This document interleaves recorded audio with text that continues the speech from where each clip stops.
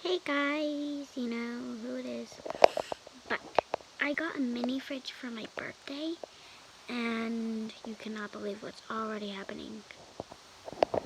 I'm having ice built up on this wall in the fridge, and oh my gosh, it's so hard to get off. I'm gonna need to use a fork or something, because this is impossible to take off. Oh my gosh. You're building up.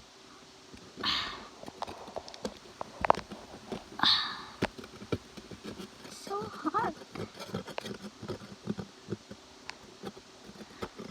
But this is pretty satisfying to hear. So, yeah. And excuse the redness. You might think that's blood, but that's only red mark. If you want to believe. Yeah, I'm just kidding.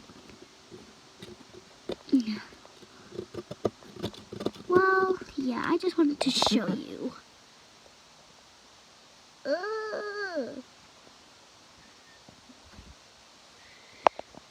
And as you can see, I'm storing oranges in here, because my favorite thing is oranges. You may correct me because they are actually mandarins, but I like to call them oranges. Bye!